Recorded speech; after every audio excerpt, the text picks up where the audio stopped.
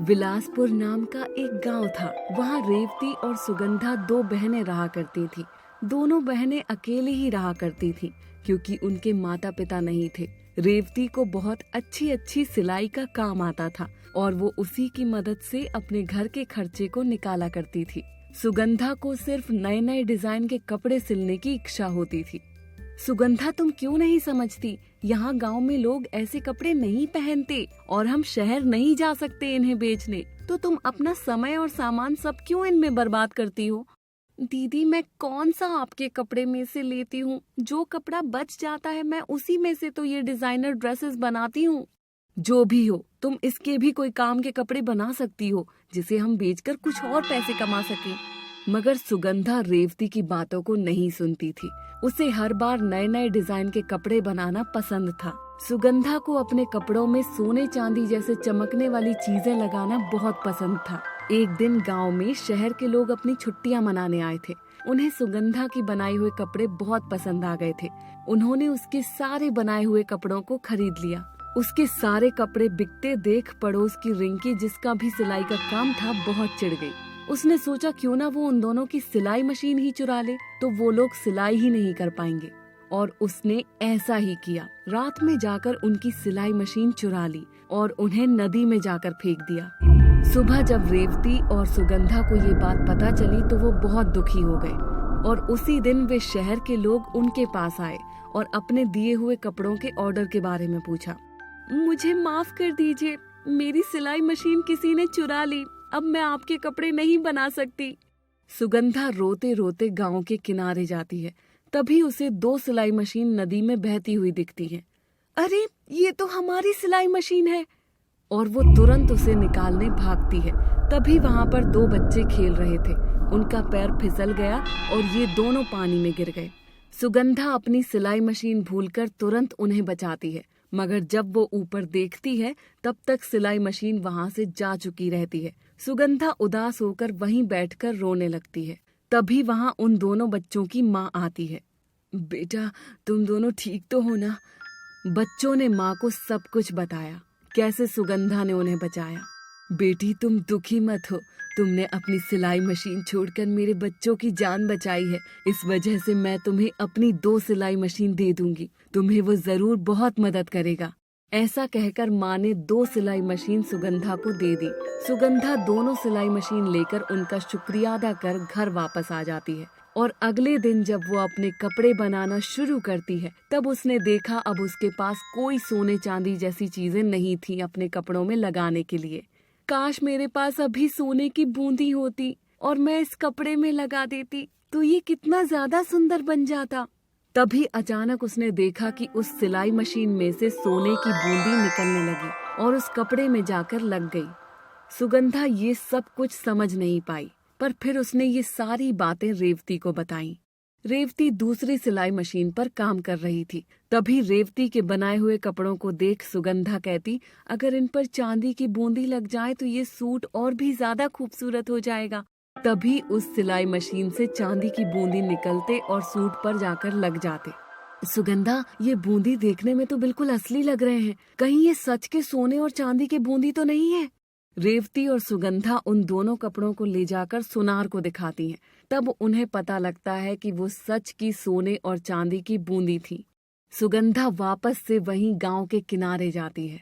उस माँ को ढूंढने पर उसे वहां सिर्फ आवाज सुनाई देती है।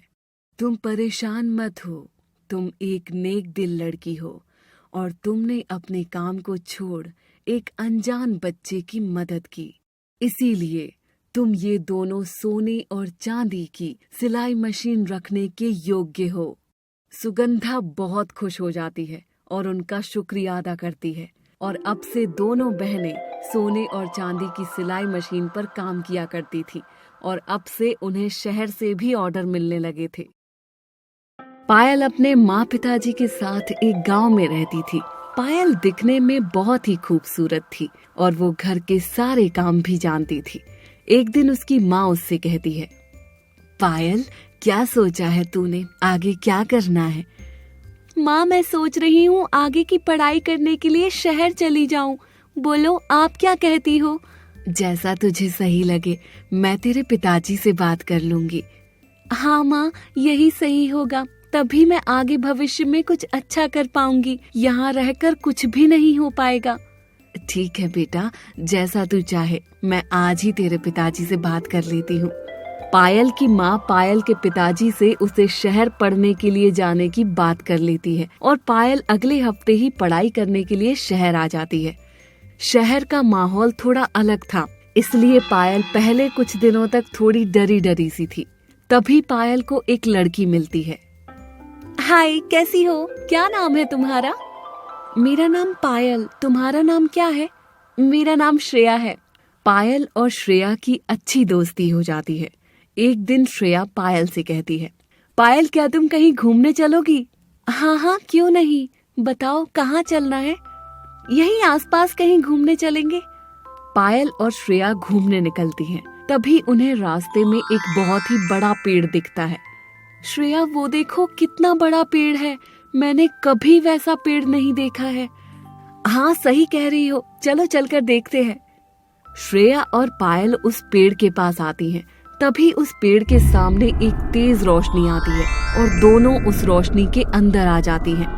अब उन दोनों की आंखें खुलती हैं तो वो देखती हैं वो दोनों एक दूसरी दुनिया में आ गई हैं। श्रेया, ये हम कहाँ आ गए हैं? मुझे तो लग रहा है हम किसी और दुनिया में आ गए हैं, क्योंकि मैंने ये सब पहले कभी नहीं देखा है। वो दोनों बातें कर रही थी। तभी उनके सामने एक चुड़ैल आती है। ए लड़की, तू यहाँ कैसे आई? श्रेया और पायल उस चुड़ैल को देखकर बहुत डर जाती हैं। श्रेया डरते डरते चुड़ैल से कहती है, हम यहाँ नहीं आना चाह रहे थे, हमें नहीं पता हम यहाँ कैसे आए। हम तो यहाँ से वापस जाना चाहते हैं, क्या आप हमें वापस भेज सकती हैं? अब तुम दोनों कहीं नहीं जा सकती, यहीं रहना होगा। एक बार आ गई हो तो जाना बहुत मुश्किल है। ये सुन श्रेया और पायल बहुत दुखी हो जाती हैं और एक ओर बैठ जाती हैं। अब हम क्या करें, यहाँ से वापस कैसे जाएं? चुड़ैल वहाँ से चली जाती है। श्रेया और पायल वहीं घूमने लगती हैं और बाहर निकलने का रास्ता ढूंढने लगती हैं। तभी उन्हें एक गुफा दिखती है। दोनों उस गुफा के अंदर आ जाती हैं। वो देखो पायल, उस बोतल में कुछ है। श्रेया उस बोतल को खोल देती है। उस बोतल को खोलते ही उसमें से एक बड़ी सी तितली निकलती है और उन दोनों से बोलती है, धन्यवाद तुम्हारा, तुम दोनों ने मुझे इस बोतल से आजाद करवाया। वो चुड़ैल बहुत खतरनाक है, वो सभी को यहाँ कैद करके रखना चाहती है। उसने मुझे भी यहाँ कैद कर दिया है और उसी चुड़ैल ने पेड़ को कब्जे में कर लिया है। जितने भी लोग पेड़ के पास आते हैं उन्हें यहाँ भेज दिया जाता है। हम यहाँ से वापस कैसे निकल सकते हैं? यही पास में एक नदी है, तुम उस नदी के पानी को लाकर मुझे दे दो, मैं तुम लोगों को यहाँ से निकलने का रास्ता बताती हूँ। तुरंत पायल और श्रेया उस नदी से पानी लाकर उस तितली को दे देती हैं। वो पानी पीते ही वो तितली एक बहुत ही डरावनी चुड़ैल में बदल जाती है। वाह, तुम्हारा बहुत बहुत धन्यवाद, तुम दोनों ने मुझे आजाद भी करवा दिया और उस छोटी चुड़ैल से ज्यादा ताकतवर भी बना दिया। उस छोटी चुड़ैल ने मुझे यहाँ कैद कर दिया था ताकि वो इस पूरी जगह पर कब्जा कर सके। अब देखती हूँ उसे। ये सुन पायल और श्रेया हैरान रह जाती हैं। ये तुमने हमारे साथ अच्छा नहीं किया, तुमने हमें मूर्ख बनाया है। अरे चलो हटो सामने से, अभी उस छोटी चुड़ैल को देखती हूँ। इतना कहकर वो दूसरी चुड़ैल को ढूंढने लगती है। दोनों की आपस में बहुत ही भयानक लड़ाई होने लगती है। अरे अब हम क्या करें, कैसे यहाँ से निकले? तभी दोनों को नदी के पास एक तलवार दिखाई देती है। श्रेया उस तलवार को लेती है और नदी के पानी में डालती है।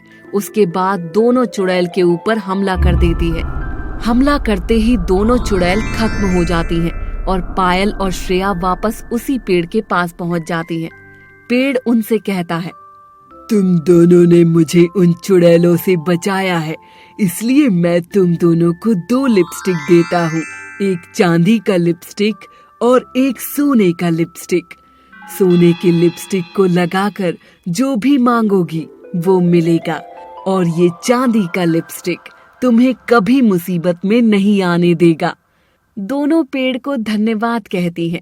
इस तरह पायल और श्रेया दोनों चुड़ैल को खत्म करके इनाम में सोने और चांदी की लिपस्टिक लेकर वापस अपने अपने घर चली जाती हैं।